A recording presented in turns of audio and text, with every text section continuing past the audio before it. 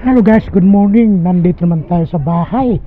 Katatapos nating mag-duty at tayo pa uwi. At ito, nagluto ko si tatay. At siyempre ngayon ay Bernes.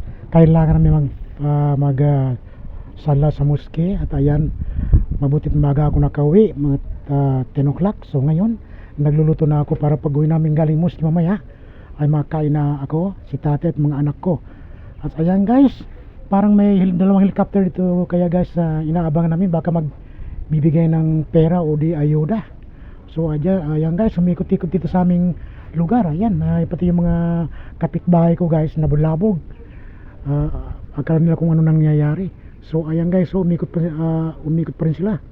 At baka magbigay ng pera yan o maghulog ng pera, maghahagis ng pera. So ayan guys, nandito tayo sa bahay kong magulo. At ito, naghihigib ako ng tubig. Ayan, kalahating kilong isda na yan, 100 pesos. At saka yung 20 pesos yung sibuyat. At saka yung repolyo, 20 pesos yan. Magsasabaw ko para ganaro si airpot ngayon. O ayan guys, may mantika 15 pesos.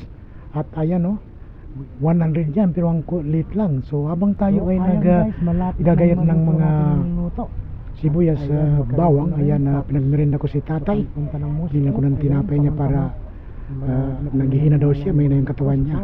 So ayan guys, thank you for watching. Maraming salamat. Wala pa tayong tulog dyan.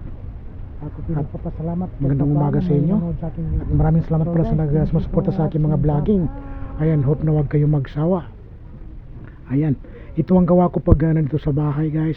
Ayan,